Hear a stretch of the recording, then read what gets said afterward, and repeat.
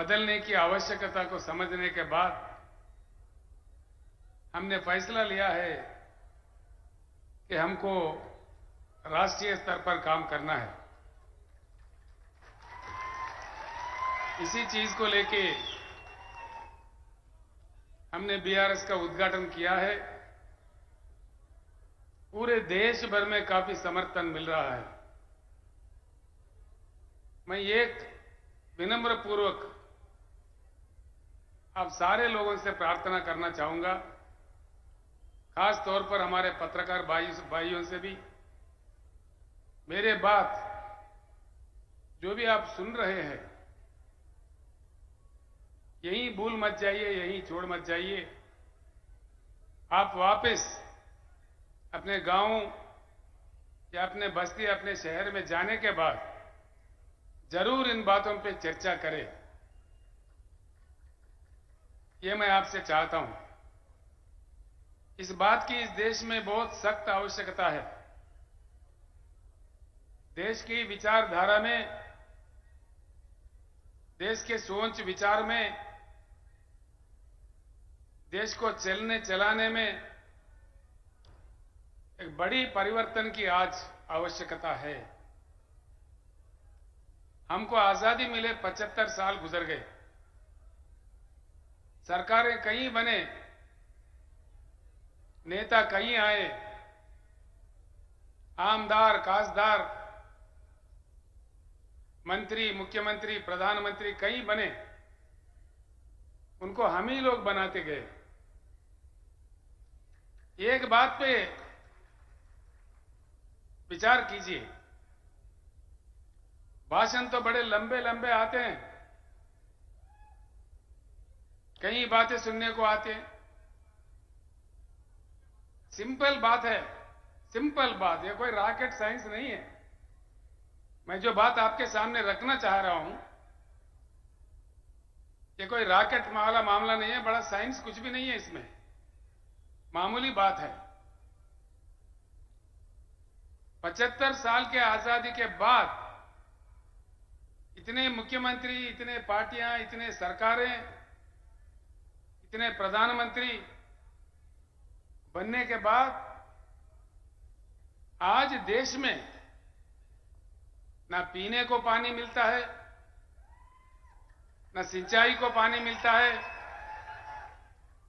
ना बिजली मिलता है। ये क्या दिया नहीं जा सकता? ये है, उसकी इन चीजों की उपलब्धि नहीं है? चक्कर क्या है? इस चीज को समझना है। हम समझ के भी ना समझ नहीं रहना चाहिए। एक बार समझ में आया तो एकजुट होना चाहिए। मेरा इतना ही बात है। आज के समय बड़ा दुख होता है, महाराष्ट्र राज्य में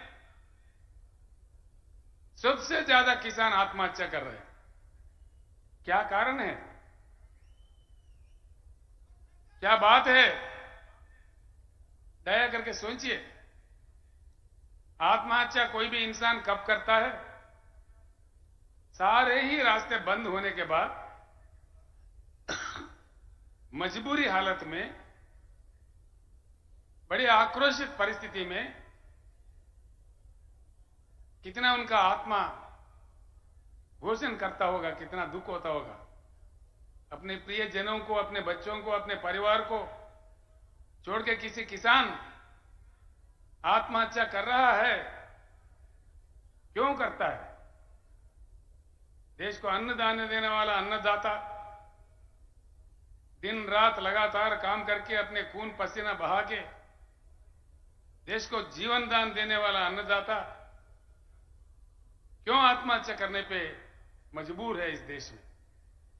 क्या चक्कर है इसके पीछे? ये सोचने की बात है। अब इससे बुरा और क्या हो सकता है? एक तरफ हमारे किसान मर रहे, रंग बिरंगी झंडे, भाषण देखो, माइक पड़ जाता है, घंटों पर भाषण, असेंबली में भाषण, पार्लियामेंट में भाषण, लेकिन किसानों के जो प्रेत, धान के जगह जो प्रेत उग रहे हैं किसानों के खेत में, इसमें रुकावट नहीं आ रही है। इसीलिए बीआरएस का सबसे पहला नारा, हिंदुस्तान में पहली बार किसी पार्टी ने कहा है, वो बीआरएस पार्टी है, अब की बार किसान सरकार।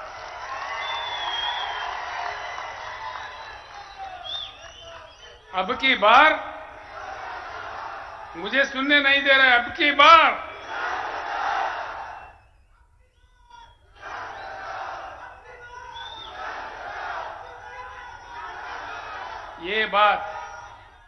ये बात अगर हमारे किसान समझे,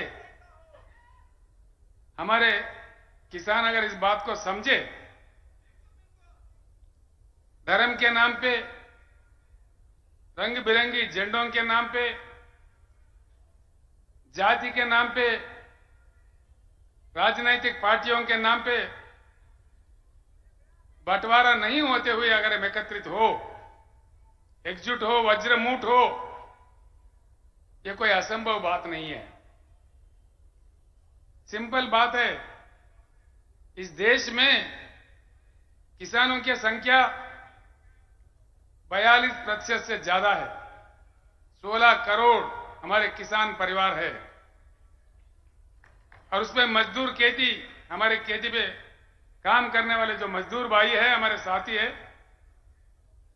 वो दोनों अगर मिला दिए, हम 50% से आगे हैं। सरकार बनाने के लिए इससे ज्यादा ताकत नहीं चाहिए।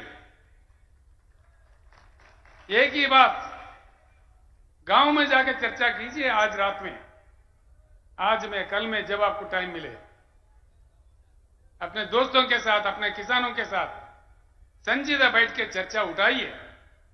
क्या केसीआर ने आके नांदेड़ में ऐसा कहा कि ये बात सच है कि झूठ है? मैं इतना ही आपसे प्रार्थना करता हूं, जो लोग समझते हैं बात को, एक दीप से दूसरा दीप जलाए जैसा बात को फैलाना चाहिए, समझाना चाहिए। मुझे पूर्ण विश्वास है, भारत बुद्धिजीवियों का देश है, बुद्धुओं का देश नहीं है। वक्त आने पर, देश को बात समझ में आने पर, महापुरुषों को, महानेताओं को यूं तुत्कार दिया। देश में जब इमरजेंसी लगा, पाबंदियां लगे, लोग नायक जयप्रकाश नारायण के एक आवाज पे सारे देश एकत्रित हुए, उस समय के महान नेताओं को यूं उठा के फेंक दिए।